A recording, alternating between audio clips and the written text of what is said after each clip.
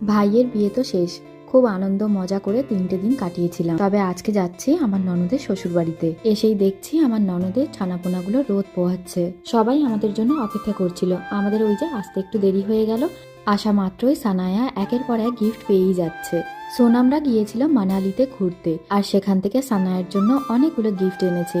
বাড়িতে একটা বাচ্চা থাকলে যা হয় আর কি, আদর আর আহ্লাদের কোনো শেষ থাকে না। আসলে প্রত্যেকে আমাদের জন্য তো অপেক্ষা করছিলই, আর সব থেকে বেশি অপেক্ষা করছিল সানায়ার জন্য।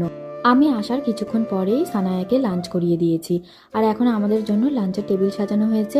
সবাই মিলে একসঙ্গে বসে লাঞ্চ করব। আমার আর সোনামের একটাই প্রবলেম, একবার যদি কোনো কারণে হাসি শুরু হয়ে যায়, সেই হাসি থামতে না অনেকটা সময় লেগে যায়। যাই হোক, অনেকটা মজা আনন্দ করে সবাই মিলে লাঞ্চ করে নিলাম। তারপরে সানায়া এখন ওর পিপিকে করে দিচ্ছে মেকআপ, আবার নিজেও এখন মেকআপ করছে। তোমাদের যদি কারোর প্রয়োজন হয় এই ছোট্ট মেকআপ আর্টিস্টটাকে বুক করে নিতে পারো। বাড়িতে সবার একের পর এক মেকআপ করে চলেছে। বাইরে হালকা রোদ ছিল, আর সোনামদের বাগানটা না খুব সুন্দর, তাই বাইরের বাগানে এসে একটু ঘুরছিলাম। শীতের ফুলগুলো চারিদিকে এত সুন্দর হয়েছিল, দেখতে দারুণ লাগছিল। সোনামদের বাড়িতেও সবাই বাগান করতে খুব ভালোবাসে। বাড়িতে ছোটখাটো একটা বাগান থাকলে বেশ ভালো লাগে। এই পেন্টিং গুলো সোনাম নিজে হাতে বানিয়েছে। বরাবরই ওর হাতের কাজ খুব সুন্দর। নিজে হাতে কিছু বানানোর মধ্যে একটা আলাদাই অনুভূতি থাকে। তারপরে আমরা চলে এসেছিলাম সোনামদের ছাদ বাগানে। সবজির গাছগুলোতে বেশ ভালো সবজি হয়েছে। বাড়ির নিচের বাগানে যেরকম প্রচুর ফুলের গাছ আছে, ঠিক তেমনই আবার ছাদের বাগানে প্রচুর ফুলের গাছ আছে। বাড়ির যে কোনো কোণাতে এক টুকরো বাগান থাকলে বাড়ির শোভাটাই যেন পাল্টে যায়। আমাদের বাড়ির ছাদেও তো ছাদ বাগান আছে। সত্যি বলতে এর পিছনে প্রচুর পরিশ্রমের প্রয়োজন হয়। পরিশ্রম ছাড়া তো কোনো জিনিসের সৌন্দর্য বাড়ে না। তবে বিকেলের পড়ন্ত রোদে এই ছাদ বাগানে পায়চারি করতে বেশ ভালো লাগছে। সামনের গাছগুলোতে খুব সুন্দর গোলাপ ফুটেছে।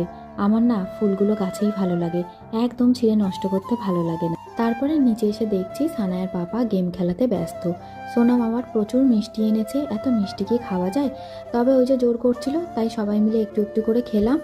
আজকে না প্রচন্ড ঠান্ডা পড়েছে, আর এই শীতের বিকেলে এক কাপ গরম গরম চা হবে না তা কি আর হয়? আমি ব্ল্যাঙ্কেটের মধ্যে বসে বসে চা খাচ্ছি। তবে আমি একা না, এখানে সবাই মিলে আমরা চা খাচ্ছিলাম, কারণ একটু পরে না বেরিয়ে পড়বো।